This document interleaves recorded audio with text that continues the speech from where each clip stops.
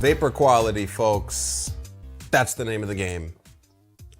That is why you would spend 10 times more on this one versus this one.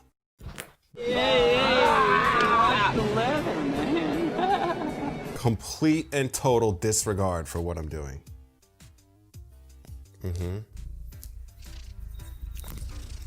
Oh, yeah. Eat the microphone. None of these examples I'm using here are the Pulsar APX Dry Herb Portable Vaporizer, $60. And this is the Herbalizer, $600. One of the most expensive. There's actually a couple that are at or above that price range. So the main difference between these two, it's the vapor. It's the vapor. With that big of a price difference, there better be some difference in build quality. You know, I mean, that's just assumed. A vape like this one also has more functions, but that's not necessarily true for all of the expensive ones. The Digital Volcano, which comes in a little under $600, that is a balloon-only vaporizer. There's one function of that vape. Now, to go a little further with that, when I say vapor quality, I say that a lot. It actually encompasses a few different things. I'm talking about a few different things at once. The first thing I consider, of course, is the flavor, the taste. The next thing I consider at pretty much the same level as the taste is the smoothness, or how comfortable the vapor is. I also consider the strength or potency of the vapor, because you do notice a difference in effects from vape to vape, you know? So some vapes just do a better job at fully extracting all of the compounds from your material. Generally, the higher end, more expensive vapes, like that one for instance, do the best jobs at that.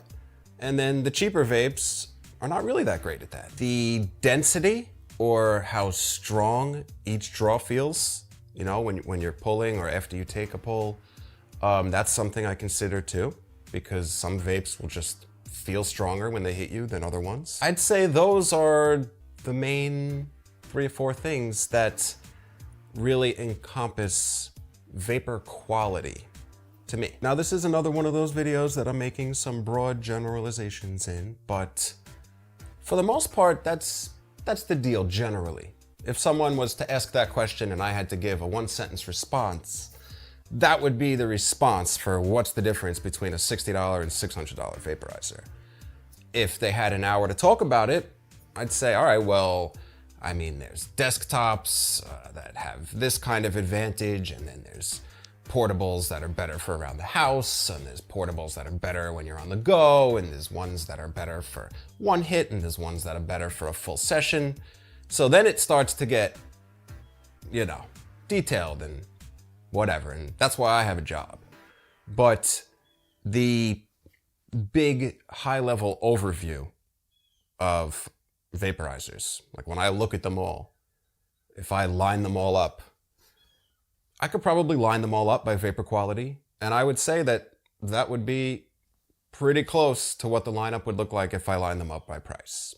Not exactly, but pretty close. All right, so that's about it.